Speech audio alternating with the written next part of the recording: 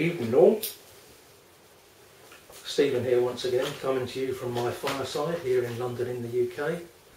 Got no idea, this is my second attempt at filming this, no idea what it will come out like because I'm having to use my old camcorder again because my phone keeps telling me its storage is full, but I don't know what it's full with because I can't find it. Anyway, smoking my Dance Club once again, and in it I've got some Esoterica Blackpool. Excuse me a second.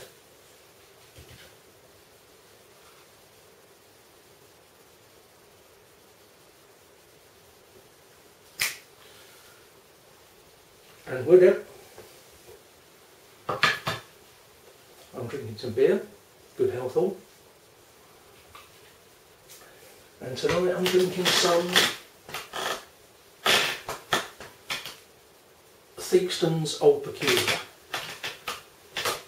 Theakston's a northern brewery that's been around since the early 19th century, and they've been brewing that beer since about 1890, I think. Nice dark traditional British beer. Cheers once again.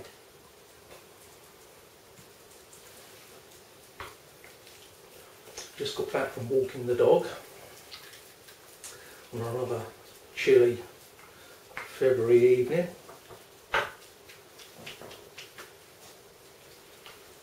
What I've been enjoying for the past couple of weeks, I don't know if anyone else has seen it, is Venus and Mars in the night sky. They're in the southwestern sky from here in London.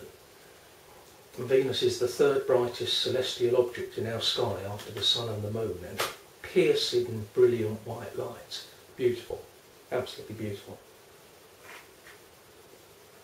And it's been visible with the naked eye the past couple of weeks, and over to the left and up a bit, if you look carefully, there's a pale pinkish reddish glow dot, and that's Mars as well.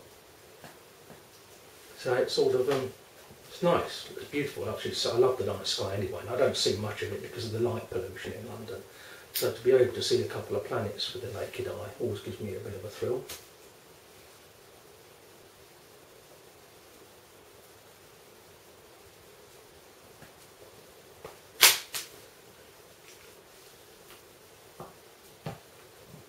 So get out and check it while you can if you haven't seen it so far. Worth a look. Well, Ziggy's creeping around as usual. We had a bit of an incident this morning on the walk up in the woods, didn't we, boy? One thing about owning a dog is you're responsible for your dog and you know your dog's character and you act accordingly, but some people just don't seem to get it.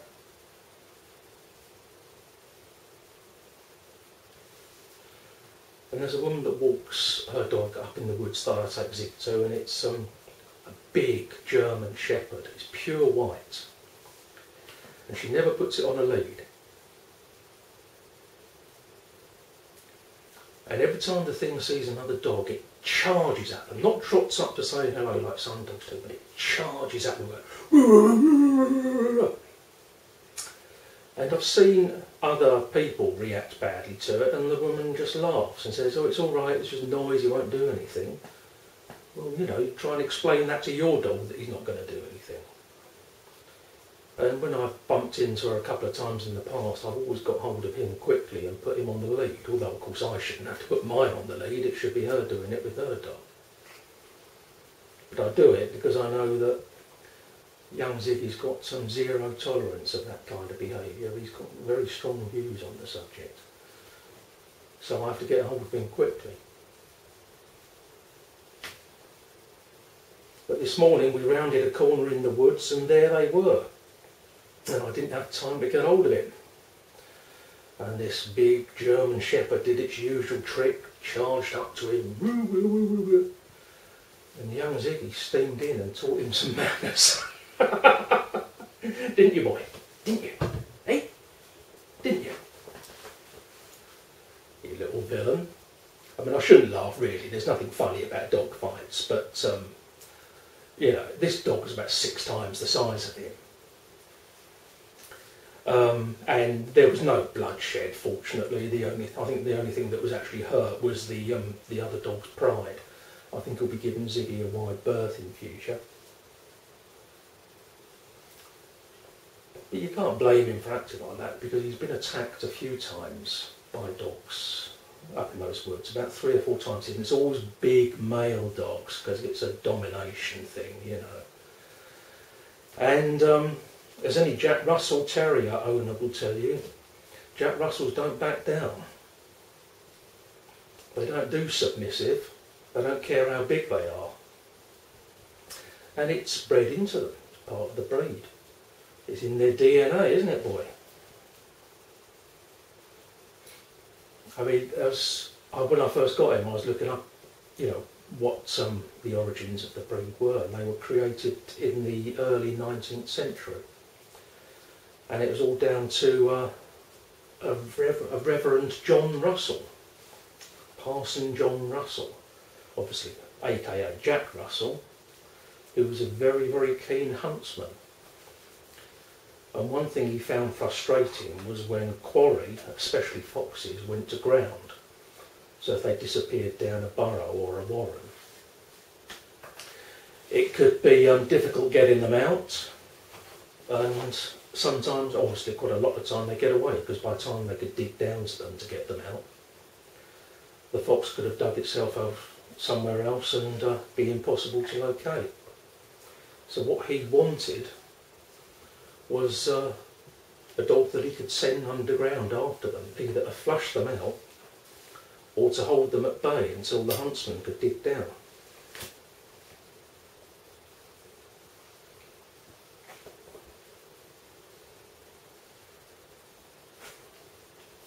And so what he wanted was a small dog, and the characteristics had to be that it had short legs, because obviously it's going down a very, very narrow passageway underground. It had to have powerful chest and shoulder muscles for digging. They had to be white or predominantly white, so that they were easily distinguishable from the quarry they were going after, because he sent them down after badgers as well. And temperament-wise, they had to be fearless, which is hardly surprising, because you're sending a dog underground, well outside its natural environment, into the pitch black, to confront an animal at least as big as itself, with a mouthful of very, very sharp teeth. So they had to be fearless. And also, as any Jack Russell Terrier owner will tell you, for fearless read psychotic, which is why they don't care how big the opposition is, they're not going to back down from anything. And that's how the Jack Russell breed was born. And their longer-legged cousin, which is more suitable for running down quarry rather than going underground, was the Parson Russell. They all originate from fox terriers originally. I mean, terrier obviously comes from earth, digging, and from the French.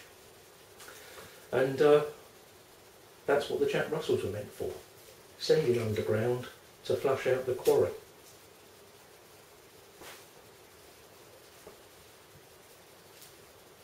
And what they used to do, until it was outlawed, and it's certainly outlawed in this country, and I assume it is elsewhere, was dock their tails. See? And they dock their tails to a hand's width. Probably can't see Ziggy's, but he's still got his intact. No, I can't quite get it into camera shot,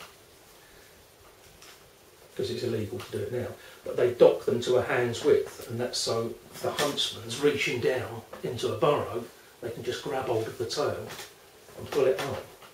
And you still see a surprising number of Jack Russells around here with docked tails, probably done illegally, because it must have been outlawed for quite some time now. But you're all intact, aren't you, boy? So yeah, as I say, that's the origin of the Jack Russell. And they're great little dogs. They've got a lot of character, which can mean they're a pain in the backside. and they need a lot of mental stimulation because they get bored. And if they get bored, then that can turn to destructive behaviour. So you've got to keep them entertained and amused.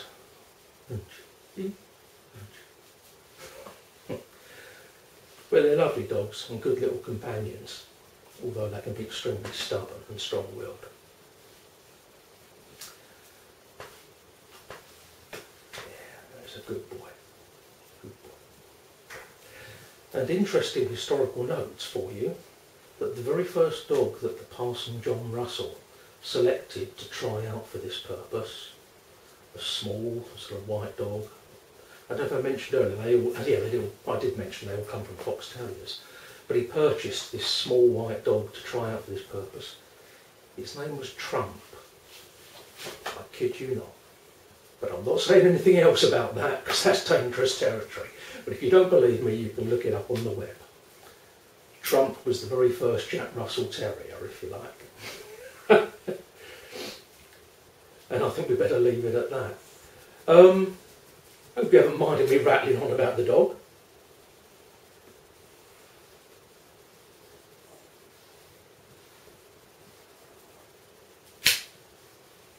I've really been enjoying watching lots of videos at the moment. There's so many coming up, and I can understand why people that have got a lot of subscribers, I mean I've only got 160 odd,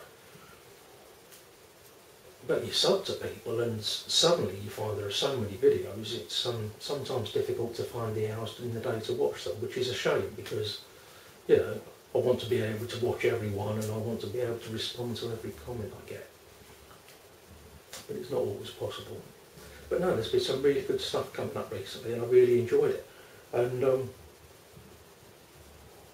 far as I can see, the YTPC seems to be going from strength to strength. So, on that note, I think we'll say, I'll drink to that. And hopefully we'll get many more people joining us over the coming year. I hope wherever you are, whatever you're doing, you're having a good time. And cheers, and I wish you good health. And hope to see you again soon. Bye-bye all.